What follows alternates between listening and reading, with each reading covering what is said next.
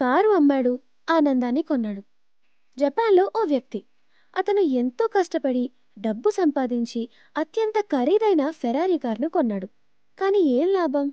ఎంత డబ్బు సంపాదించినా, ఎన్ని ఖరీదైన కార్లలో తిరిగినా, మనశ్శాంతి మాత్రం అస్సలు ఉండేది కాదట. అందుకే ఒక రెస్క్యూ సెంటర్‌లో బాధపడుతున్న కుక్కపిల్లల్ని చూసి, వాటికి ఎలాగైనా సహాయం చేయాలని ఆ కార్‌ని అమ్మేశాడు. ఆయన పేరే హిరోటాకా సైటో. కారు తనకి సంతోషాన్నిచ్చినా, మూగజీవుల ప్రాణాలు కాపాడి, వాటికి ఏదో ఒక విధంగా సహాయం చేసినప్పుడే అసలైన మనశ్శాంతి దొరుకుతుందని ఆయన బలంగా నమ్మాడు. అందుకే ఆ కార్ని అమ్మగా వచ్చిన డబ్బుతో ఆ కుక్క పిల్లల కోసం బ్లాంకెట్స్, మెడికల్ కేర్ ఉన్న సురక్షితమైన షెల్టర్‌ను ఏర్పాటు చేశాడు. దాని పేరే వాన్స్ ఫ్రీ. ఇలా ఆయన చేసిన త్యాగం వల్ల ఇప్పటికే కొన్ని డజన్ల కుక్క పిల్లలకి ఒక సరికొత్త జీవితం స్టార్ట్ అయింది.